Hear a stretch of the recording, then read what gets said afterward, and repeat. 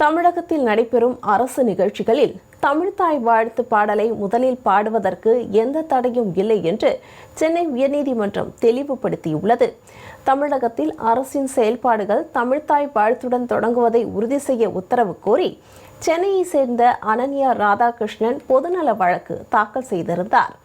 மேலும் அரசு நிகழ்ச்சிகள் வந்தே மாதரத்துடன் தொடங்க வேண்டும் என்று கோரும் ஜனவரி 28ஆம் தேதியிட்ட ஒன்றிய உள்துறை அமைச்சகத்தின் சுற்றறிக்கையை ரத்து செய்ய அவர் கோரினார். இந்த வழக்கு தலைமை நீதிபதி சுஷ்ருத் அரவிந்த் தர்மாதிகாரி மற்றும் நீதிபதி ஜி அருள்முருகன் ஆகியோர் அடங்கிய அமர்வு முன்பு விசாரணைக்கு வந்தது.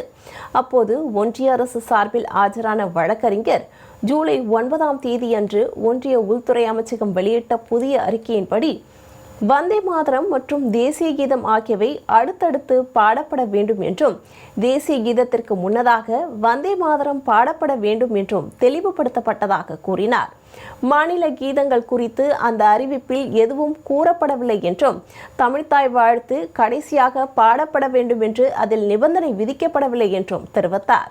இதனை கேட்ட நீதிபதிகள் சென்னை உயர்நீதிமன்றத்தில் சுதந்திர தினத்தன்று இதே வரிசை முறைதான் பின்பற்றப்பட்டது என்றும் முதலில் தமிழ் வாழ்த்து, அதனைத் தொடர்ந்து வந்தே மாதரம் மற்றும் தேசிய கீதம் இசைக்கப்பட்டது என்றும் சுட்டிக்காட்டினர்.